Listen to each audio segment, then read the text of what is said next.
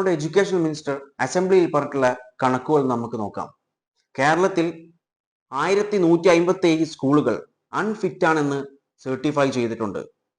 അതിൽ 875 ഗവൺമെന്റ് സ്കൂളുകളും രാജസ്ഥാനിൽ 86,000 ക്ലാസ് റൂമുകൾ അടച്ചുപൂട്ടിയിട്ടുള്ളത് സർക്കാരല്ല, അടച്ചുപൂട്ടിയിട്ടുള്ളത് രാജസ്ഥാൻ ഹൈക്കോടതിയാണ്. ഈ 86,000 ക്ലാസ് റൂമുകൾ അടച്ചുപൂട്ടാനുള്ള ഉത്തരവ് ഇറക്കിയിട്ടുള്ളത്.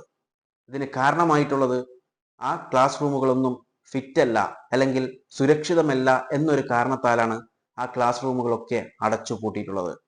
കേരളത്തിലെ ഹൈക്കോടതി, നമ്മുടെ കേരള ഹൈക്കോടതി ഇതുപോലുള്ള ഉത്തരവ് ഇനി ഇറക്കേണ്ടി വരുമോ എന്നറിയില്ല. നമുക്കറിയാം റീസെന്റ് ഒരുപാട് സ്കൂളുകൾ അതുപോലെ ഗവൺമെന്റ് സ്ട്രക്ചേഴ്സ് ഒക്കെ പൊളിഞ്ഞു വീഴുന്നുണ്ട്. ഏറ്റവും റീസെന്റ് ആയിട്ടുള്ള ചില സ്കൂൾ സ്ട്രക്ചറുകൾ പൊളിഞ്ഞു വീഴുന്നത് നമുക്ക് നോക്കാം.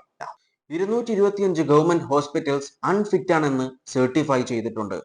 അതിനേക്കാളൊക്കെ ഇൻട്രസ്റ്റിംഗ് ആയിട്ടുള്ള ഒരു കാര്യം എന്ന് പറയുന്നത് പത്തനംതിട്ടയിൽ ഒരു ഫാമിലി ഹെൽത്ത് സെന്റർ ഉണ്ട്. അത് 2018 ഫ്ലഡിൽ ഡാമേജ് ആയതാണ്.